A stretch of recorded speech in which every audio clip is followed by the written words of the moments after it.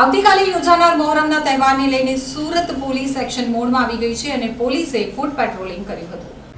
સુરત શહેર પચરંગી વસ્તી ધરાવે છે, ત્યારે આવતીકાલે મુસ્લિમ સમાજના મોહરમ તહેવારને લઈ અને પોલીસ દ્વારા નાઇટ પેટ્રોલિંગ કરવામાં આવ્યું હતું, જેમાં પોલીસ કમિશનરથી લઈ અને ઉચ્ચ અધિકારીઓ જોડાયા હતા, જેમાં તહેવાર શાંતિપૂર્ણ માહોલમાં પૂર્ણ થાય તે માટેના સુરક્ષા બંદોબસ્ત ગોઠવવા માટેના નિર્દેશો આપવામાં આવ્યા હતા।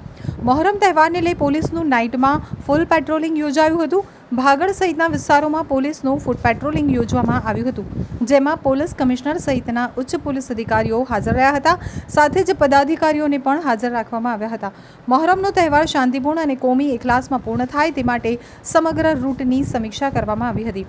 પોલીસ કમિશનર અનુપમસિંહ ગહેલોતે જણાવ્યું હતું કે મોહરમ અને તાજિયાના જુલુસ નીકળવાના છે, ત્યારે ભાગળ વિસ્તારમાં અમે પદાધિકારીઓ અને ઉચ્ચ અધિકારીઓ કઈ ગલીમાંથી તાજિયા નીકળશે તેમજ આ તહેવાર શાંતિપૂર્ણ માહોલમાં પૂર્ણ થાય તે માટે વ્યવસ્થા ગોઠવી છે।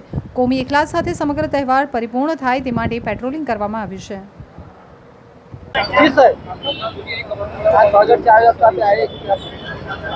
भागड़ 4 रस्ता पर मैं लोग जो આવતીકાલે કતલના રાત મોહરમના તહેવાર નિમિત્તે અને પરમ દિવસે जो है મોહરમમાં તાજિયાના जो जुलूस નીકળવાના છે આ વિસ્તારમાં, તો બધા પોલીસ અને અમે લોકો બધા પેટ્રોલિંગમાં ફૂટ પેટ્રોલિંગ જગ્યાઓ પર અંદર ગલીઓ में ક્યાં જશે, કઈ રીતે રૂટ રહેશે, અમારા ડાયવર્ઝન ક્યાં કરવાના છે એના બધા સમીક્ષા કરવા માટે બધા અધિકારીઓ અને માણસો અહીંયા આવ્યા છે।